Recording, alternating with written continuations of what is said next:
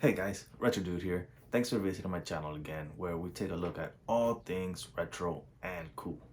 Though it might not always be retro, it is always cool. I always talk to you guys about my Nvidia Shield and how much I love it. Today I decided to show you the experience that I have while using it. Let's dive in and take a look what's so great about the Nvidia Shield. So right off the bat, this is the home menu. This is what it looks like. And this is what it looks like for me, by the way. It could look totally different for you. But in the beginning, you have your favorite apps. These, you could move them forward. So all you have to do is leave a long press and move it back and forth, whichever app. So right here, I have them set up in terms of which apps are my favorite to watch. So we have Netflix, which is family's favorite, of course. YouTube, which I watch a ton of. Hulu, another subscription service. Then you have Vudu, Apple TV, which aren't subscription services, but they are digital services. So from here, for example, Vudu, I really enjoy because you could amass a pretty good size library, digital library of different movies and stuff like that. So check it out. All of these movies I paid for and own them. What I really like about Vudu is that it has on the Android phone, it has what they call a disc to digital. So if you own any DVD movies, all you have to do is scan the UPC barcode, and it allows you to transfer them over digitally for just $2 or $5, depending on which media you own and how you want to transfer it to. So, for example, if you own a DVD and you want to transfer it over to 4K, then it's going to cost you $5. But if you own a Blu-ray and you want to transfer it over to HD, then it's only going to cost you $2. So it depends on which format you own and how you want to transfer it over. Now, a cool little side note on that is you can actually Google UPC barcodes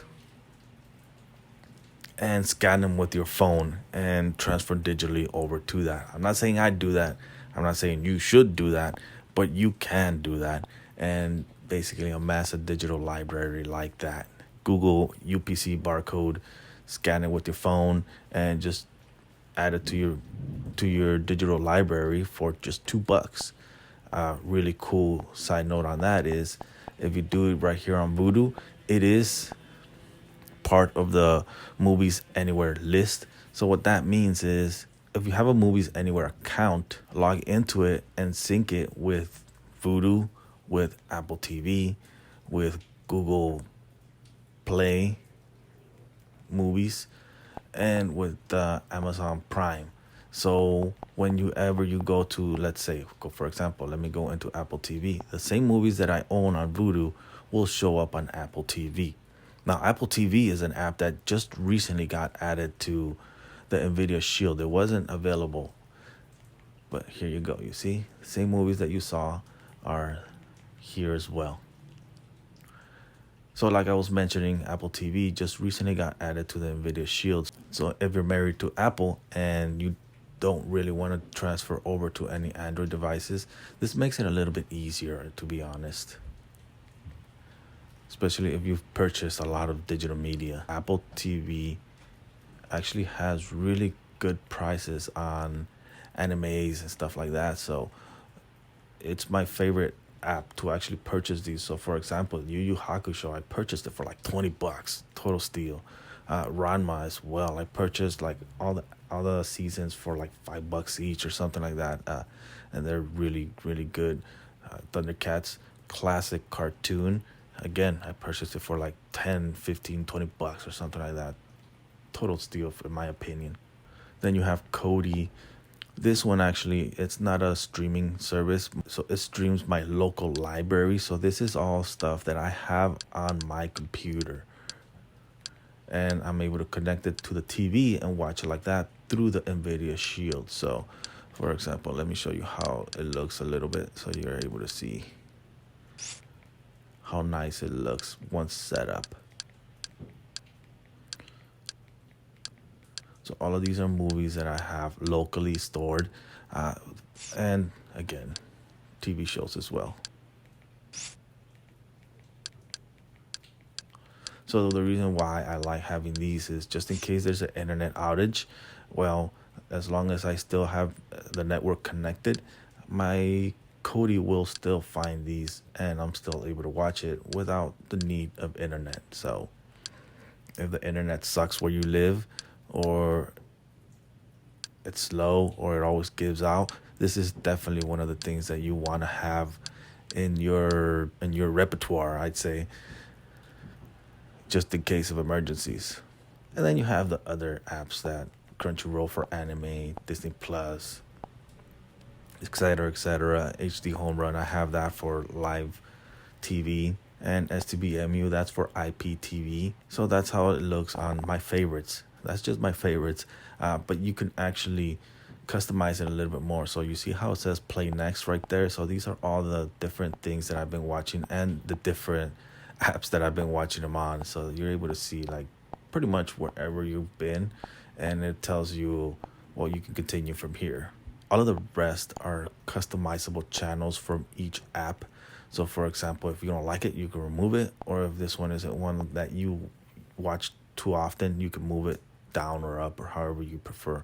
So for example, Vudu, this is featured films, Disney Plus, YouTube, Netflix.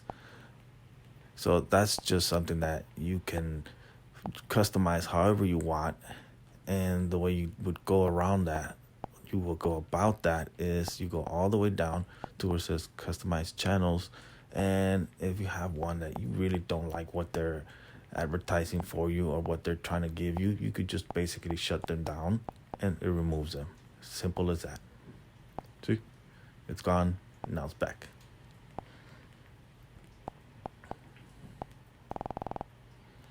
All right, so all the way back now, we go to where it has the Discover channel, the Discover tab, and honestly, I don't really use this at all. I just ignore it. And this is your unsorted apps. This is all the apps that you have on your device, or I have on my device.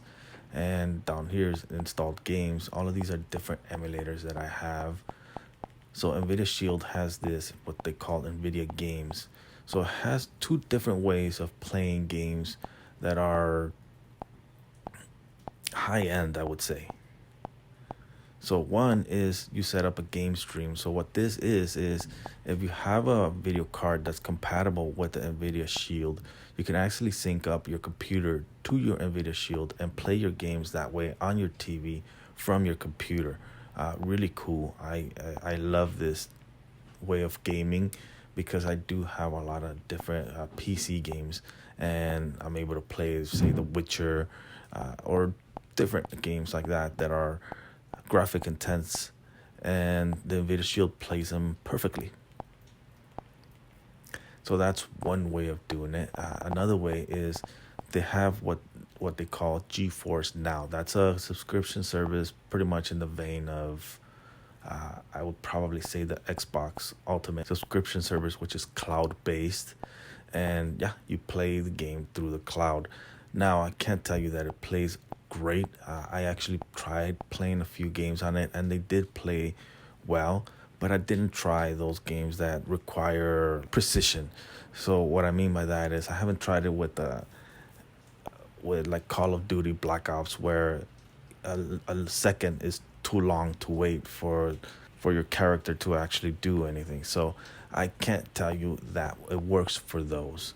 But as far as just playing single player campaigns like Dying Light, I've played it and it plays great.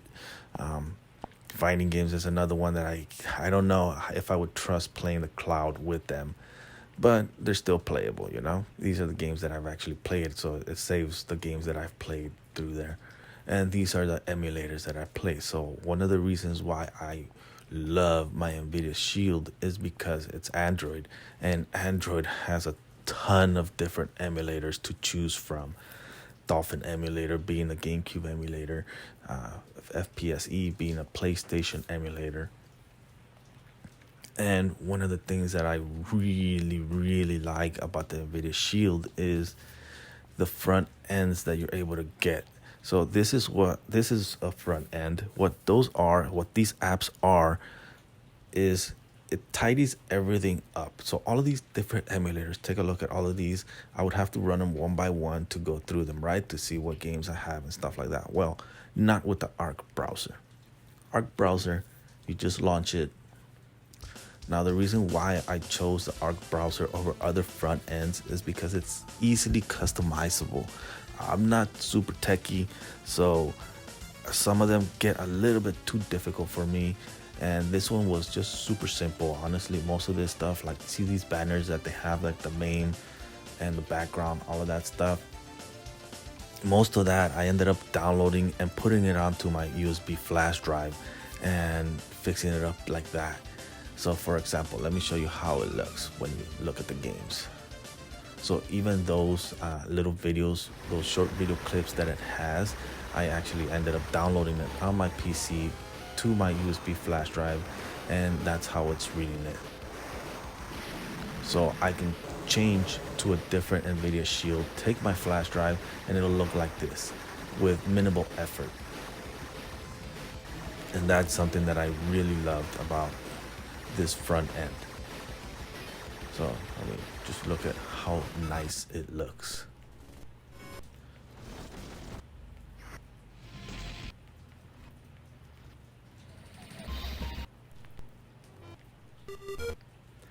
Now you can go crazy with these. I imagine the people that sell them actually put all kinds of games in it. But for me personally, I just put games that I played before. So for example, Curie Kitten. Where is it? This one, Curie Kitten. I remember playing this game when I was like 8 years old or something, and I was able to get it on the main memory. They're really cool games. You can't find these games anywhere anymore. They're old arcade games. So being able to get them here is a plus for me. You have the Game Boy Advance games I owned, and I own pretty much all of these games on my Game Boy Advance, but just being able to play them on one little device all together is just an extra little plus, right?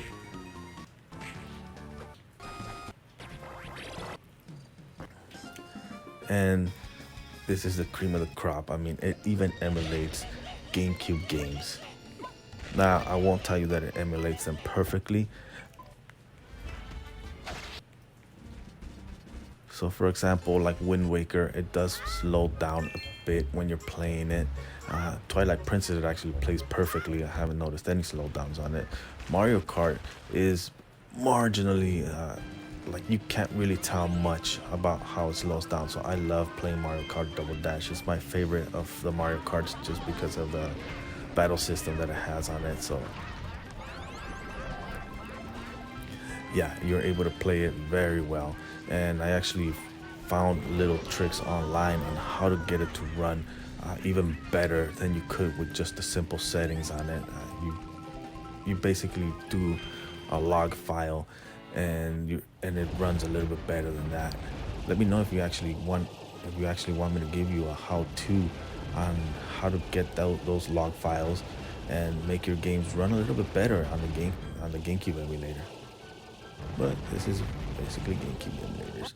Now, which one that I know really doesn't play is probably like this one. Smash Bros. Melee does not play, but I really tried getting Metroid Prime to run, and it just doesn't. It's way too slow, unplayable in my opinion. If it doesn't run close to the 30 frames, then you really don't want to spend the time trying to get it to work. So I did try a lot, and I was not able to get it to work. So if you actually have been able to get it to work, put in the comment section below. I'm really interested in playing this game on my Nvidia Shield, by the way. Neo Geo, Ninja Combat 975, awesome game.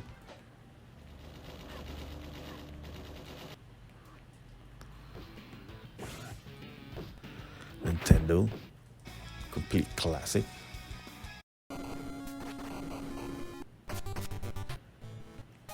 Battle of Olympus. I actually made a video about Battle of Olympus. Blaster Master, complete classic as well. Castlevania, Simon's Quest. Great Castlevania games. Vexana doing awesome RPG. And let's take a look at Nintendo 64. No, I'm not a big fan of Nintendo 64. There wasn't that many games that I just said, oh, I gotta have these. Castlevania games were pretty weak. I don't know which one I played. That didn't even have music in it. I hated that. Like, how can you not have a Castlevania game with music?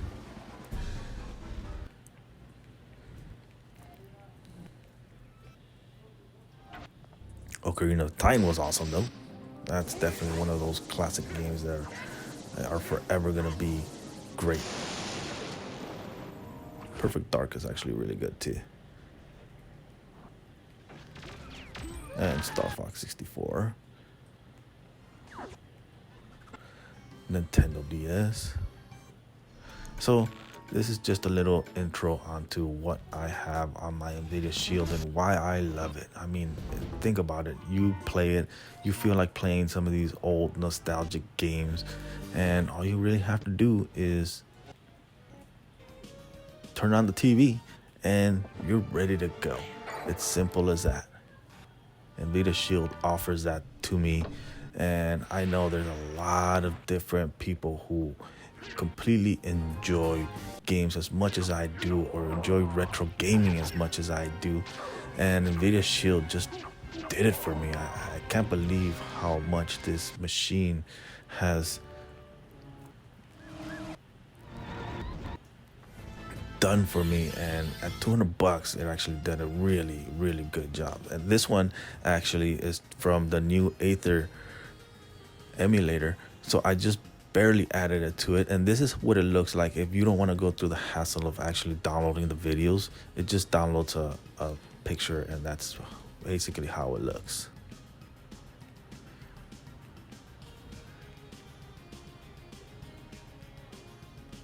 Check out my video on the Aether emulator if you want to see how it runs. Now, if you notice that it has music in the background, like even that is something that you download. I think I put like 4 or 5 different songs into the RetroArch. So when you're not seeing any videos, you're hearing that music. It's all video game music.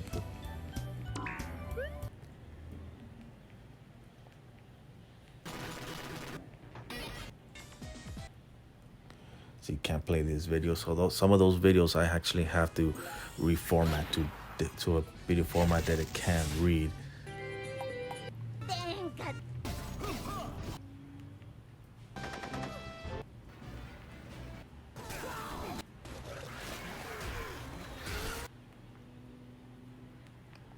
And some of these I haven't even had time to actually put too much into them. So like the Sega CD, I know it had a ton of great RPGs. I just haven't had chance to actually curate them and put them on there. Beyond the Aces is a great Sega Genesis game. Castle Evolutions was also a really good game. I actually like this one over the other Castle Evolutions that was recently in the apps. Phantasy Star, huge Phantasy Star fan, by the way. I love Phantasy Star. And Shining Force as well. Shining Force is a great tactical RPG. Sega Master System.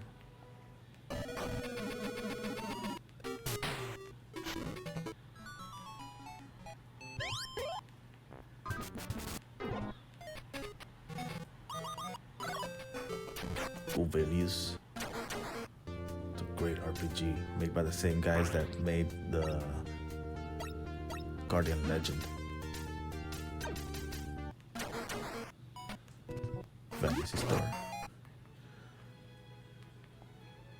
Sega Saturn.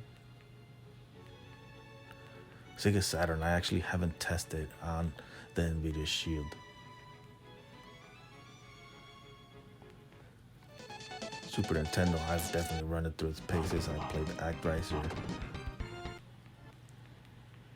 played Chrono Trigger, Crimson Echoes. This is a fan-made ROM. That's why you don't really see the banner that it comes with. Here we have Turbo Duo. So yeah, this one was PC Engine, if you see in the background, but I actually pulled the banner and put Turbo Duo since I do live here in the States, and Turbo Duo was the PC Engine release here in the States, and I prefer the Turbo Duo name over the PC Engine, so I made the banner to look like a Turbo Duo.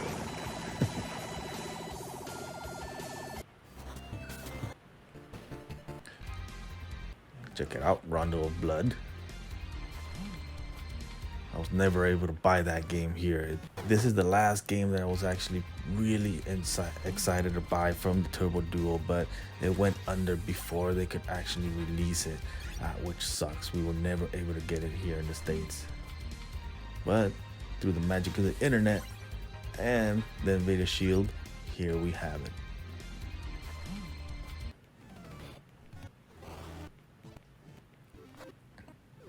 Turbo Duo by the great classic system. I loved it. It had a ton of RPG games, and Cosmic Fantasy being one of them. One of the greatest endings in my opinion, because it's not one of those watered down vanilla endings. Everybody's happy. So you play through the whole game and you come out sour. But it's a great story and I loved it. Which other game was really cool? Dragon Slayer. Dragon Slayer is also one of the greatest endings in video game that I could think of, and a great game all around. It has a really good music to it. Legendary Axe, also really good game with awesome soundtrack, and possibly one of the best soundtracks in video games ever. Lords of Thunder. Especially if you love metal music, this game is for you.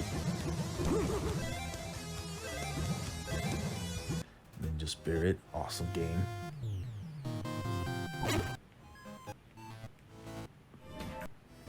Splatterhouse.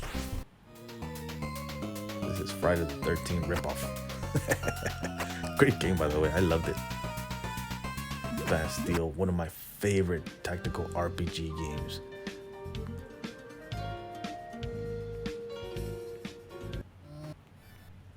Ys, again, one of my favorite RPGs ever. And Ys 4. Now this game was never released here in the States, but thankfully there was enough people that are fans of it that actually translated all of the Japanese text and fixed the ROM to it. So this is the ROM that has English instead of Japanese on it. So I was finally able to beat it. I actually do own this game in Japanese, but I was never able to beat it because I don't know Japanese. And back in the days, we didn't have Google to actually go through it. So this is one of the major reasons why I love the Nvidia Shield. How cool is this, guys? I mean, just gliding through it. And if there's a new emulator that pops up, like the PS2 emulator that I just showed you, you just simply add it to it, and there you go. You're able to play it all in one little tight little package that looks awesome, by the way. How awesome is this?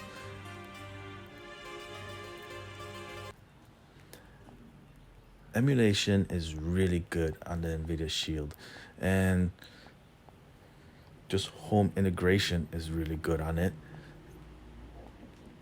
My wife loves it. She uses it all the time, so it's simple to use. My kids use it. It's simple to use, and it's complicated enough to where you can do and customize everything that I just showed you right now for people like me that enjoy these little premiums from your smart device. So yeah, I know you got a Roku. Roku can't do this. I know you got a Fire TV. Fire TV can't do this. It does somewhat. I did play around with the Fire TV, and I was able to emulate a few a few games on it, but nowhere near as good as the Nvidia Shield does. And even Apple TV, it's just not as strong, as powerful as the Nvidia Shield is. I just hope that Nvidia releases a souped up version that can emulate games even better than this. If it does, I mean, I'd be all over it. At $200 price tag, yeah, it seems like it's a little bit too much for it. But if you really think about it, everything that you get from it is totally worth it, in my opinion. I love it. I wouldn't trade it for anything, to be honest. So thanks again for following me. If you like this video and you want me to show you how to set up Arc browser or how to set up a different emulator, I'd be happy to do it. Just leave it in the comment section below. Thanks for joining me again. Don't forget to hit the subscribe button, hit me with a thumbs up, and as always, keep it retro.